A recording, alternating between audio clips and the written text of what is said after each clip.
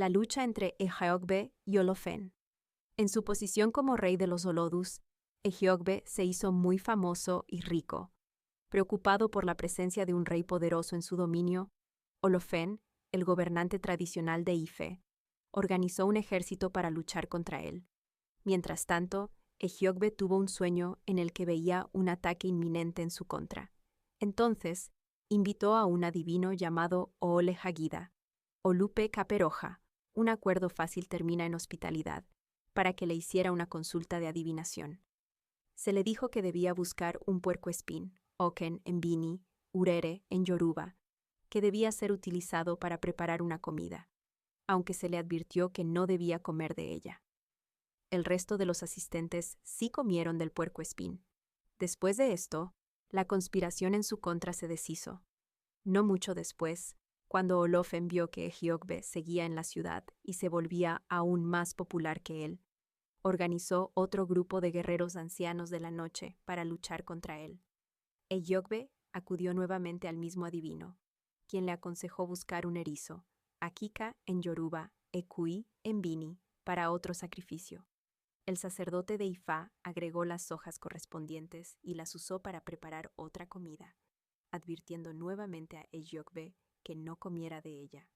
Después de la comida, aquellos designados por Olofen para luchar contra él de manera diabólica sintieron tanta vergüenza que no pudieron enfrentarlo. Después de cada comida preparada, el adivino había recolectado las cabezas, las pieles y los huesos de los dos animales.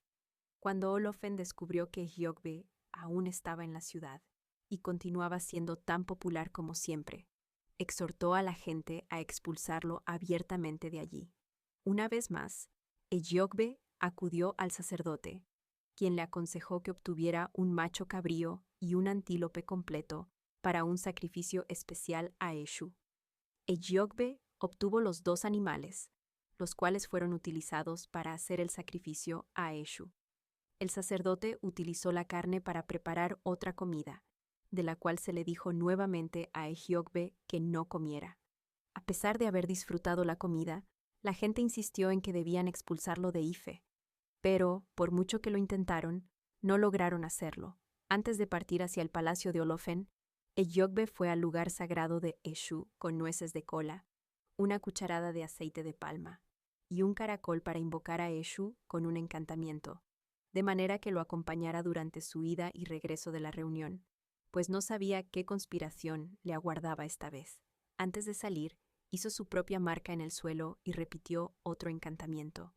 Atravesó todas las emboscadas sin que ocurriera ningún incidente y llegó sin problema al interior del palacio.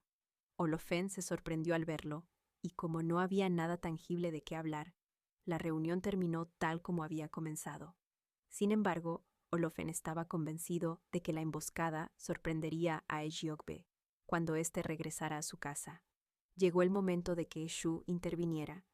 Tan pronto como Ehiogbe se acercó al lugar de la emboscada, Eshu llamó al antílope con el cual se había hecho el sacrificio anteriormente para que se volviera entero nuevamente, y éste saltó en medio de los asesinos emboscados. Casi de inmediato, todos abandonaron su vigilancia y persiguieron al antílope hasta llegar al palacio de Olofen.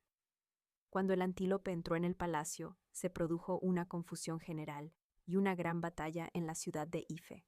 En medio del caos, Ehiogbe caminó tranquilamente de regreso a su casa sin ser molestado de ninguna manera. Por su parte, Olofen acusó a los asesinos que envió a acechar a Ehiogbe de no cumplir sus órdenes, por lo que fueron encarcelados.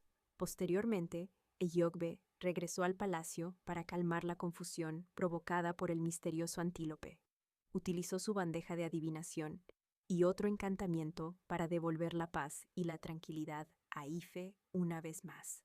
Después de esto, Ehiogbe invitó a todos los sacerdotes de Ifá, jefes y ancianos del pueblo, a una comida preparada con una vaca, chivos y gallinas en agradecimiento a Orunmila, la divinidad de la sabiduría.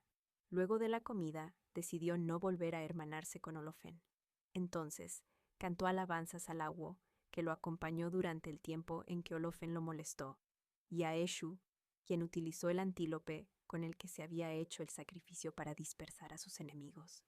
Es por esta razón que todos los hijos de Ejiogbe en Ogbodun tienen prohibido comer puercoespín, erizo y antílope hasta el día de hoy, ya que estos fueron los animales que utilizó para desbaratar los malvados planes de Olofen en su contra.